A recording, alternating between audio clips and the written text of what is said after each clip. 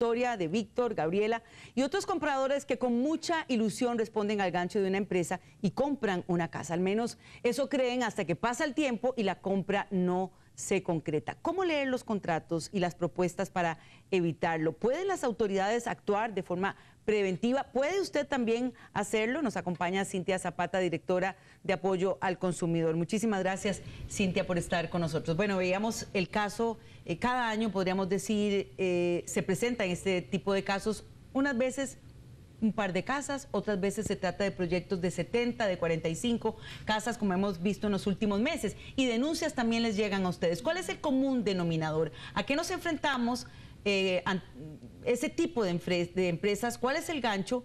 ¿Y qué es lo que hace el consumidor, el cliente, que no detecta eso? Bueno, aquí estamos hablando de planes de venta a futuro, ¿verdad? La mayoría de estos planes empiezan a vender lo que se llama en verde, empiezan a vender bajo una estrategia comercial en donde nos enseñan un render, que es una visión computarizada de cómo va a ser el proyecto, pero en realidad si nos ubicamos en el lugar, como lo vimos ahora, las personas no ven movimiento de tierra, no ven construcción de vivienda, no saben si la tierra está necesariamente a nombre de la constructora, no tienen los elementos, pero sí tienen un buen ánimo para comprar y adicionalmente tienen una estrategia de mercadeo muy fuerte, ¿verdad? Esas empresas se mueven con una estrategia de mercadeo agresiva, de modo tal que invaden la confianza del consumidor y el consumidor empieza a depositar las primas. Que también para esto existen facilidades, es decir, la persona puede depositar la prima, que es alrededor de entre un 15 y un 20% de lo que le va a costar la vivienda, lo pueden ir depositando en un año, en año y medio, y entonces ahí los consumidores van depositando cada vez más y más y más dinero. Ahora, ¿qué sucede? Cuando llega el momento de entregar el bien o se acerca la fecha de finalización del proyecto, los consumidores empiezan a tener esa desconfianza porque hay muy poco avance en los casos en que hay y en los otros no hay ningún avance. Y cuando no hay ningún avance, nosotros empezamos a ver una serie de denuncias y nos empieza a preocupar, ¿verdad? ¿Por qué no hay avance? ¿Qué es lo que está pasando con esas empresas? Y cómo podemos mejorar también el clima de negocios. Y ahí es donde el ministerio, preocupado por estas cosas, ¿verdad?, ha venido trabajando sobre una regulación para que esos dineros de los consumidores no se comprometan, es decir, para que la empresa no tome los dineros de los consumidores y los invierta, porque convierten al consumidor en un inversionista que participa en los riesgos del negocio. Ahora, mientras esa regulación llega, se concreta, hay casos como este que presentábamos. Ante eso, el único remedio sería no comprar proyectos a futuro, no utilizar esta modalidad. Bueno, hay varios elementos que el consumidor puede tomar en cuenta. Uno es visitar la municipalidad, ver qué avance tiene, ¿verdad? Los permisos municipales son los últimos, los que coronan, digamos, el proyecto inmobiliario.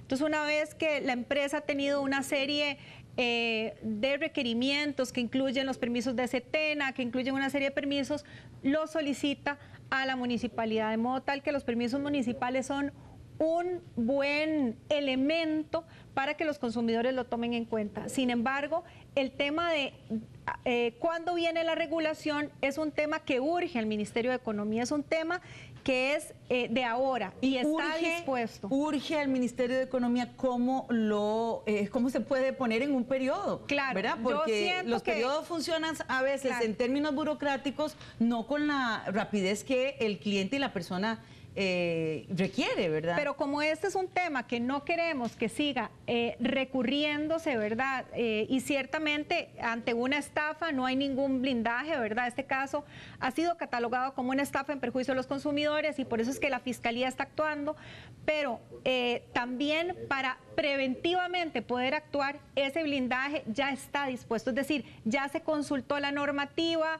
y está en proceso de emisión. Estamos hablando... Faltará muy poco para que el Ministerio pueda suscribir un nuevo decreto que disponga cómo se van a salvaguardar de una mejor manera los recursos de los consumidores. ¿De cuánto tiempo estamos hablando? La normativa salió a consulta pública en febrero de este año, las cámaras y los sectores han hecho sus propuestas y la semana pasada venció el plazo que se le otorgó a las cámaras para poder hacer sus propuestas y las cámaras y los sectores han remitido ya algunas observaciones al texto final, de modo que en las próximas semanas nosotros esperamos tener el texto final para que pueda ser suscrito. Estamos hablando específicamente de Casas Vita, que ustedes tenían también denuncias, ¿verdad? Nos decía, porque nuestro compañero, además de Natalia, que veíamos el reportaje, Cristian Fallas también estuvo en este caso, está en este caso. Bueno, se secuestraron ya documentos, tienen alrededor de 47 denuncias, tienen sospechas de haber vendido una misma propiedad a varias personas. Y nos preguntaban también en el Facebook de Repretel, ¿puede una persona ir a la oficina, a la Dirección de Protección de Apoyo al Consumidor y averiguar cuáles son esas empresas que ya tienen denuncias? ¿Hay acceso a ese tipo de información? Por supuesto, eso está colocado en la página web de Consumidor, que es www.consumo.go.cr, y en la página web del Ministerio de Economía, que es www.make.go.cr. Ahí no solo podemos ver las empresas que cuentan o los proyectos que cuentan con autorización del Ministerio de Economía, sino dónde los consumidores o con cuáles empresas el consumidor se ha quejado más. Entonces ahí tenemos, digamos que las más importantes, ¿verdad?, de quejas, porque como bien lo mencionaba usted al inicio, puede haber una que otra denuncia contra una empresa y eso no constituye una cuestión de alarma, ¿verdad? Pero donde sí nos alarmamos es donde empiezan a haber denuncias masivas de consumidores. Algo está pasando con ese proyecto, algo nos llama la atención, por eso actuamos preventivamente a través de la formulación del reglamento y dichosamente, y quería rescatarlo, también existe en la ley el delito de estafa en perjuicio del consumidor, que es precisamente lo que vemos ahora. Hasta ahora vemos a las autoridades actuando en un delito de estafa en perjuicio del consumidor, lo que nos parece un paso en la dirección correcta, porque una vez que suceda una primer sentencia en contra de un estafador de consumo, las empresas tendrán más cuidado antes de salir a estafar a un consumidor. Y eso es lo que también queremos y por eso hemos actuado ayudando al Ministerio Público. Y ojalá que no se llegue hasta eso, porque recuperar el dinero tarda mucho tiempo. Vamos a tener en pantalla información que queremos dar ese servicio para compartirla con ustedes, información del Ministerio de Economía. Empresa, consejos en ventas a plazo, sobre todo. Es importante que usted los anote. Empresa inscrita ante el Ministerio de Economía, plan o contrato autorizado también ante el Ministerio de Economía. Leer y entender todo el contrato. Eso es básico para lo que hagamos. Bueno, y esa letra menuda, tan importante. Claro, es importantísimo leer la letra menuda del contrato, entender cuáles son las penalizaciones, ¿verdad?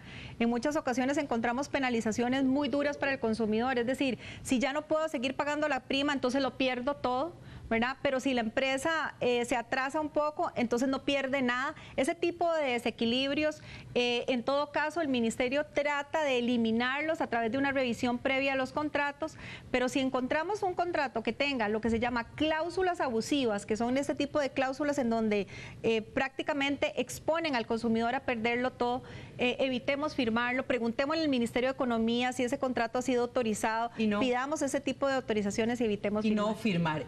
Muy importante. Bien, muchísimas gracias, Cintia, por habernos acompañado. Estaremos también atentos a esa regulación tan importante. Ahora, Héctor, continúa.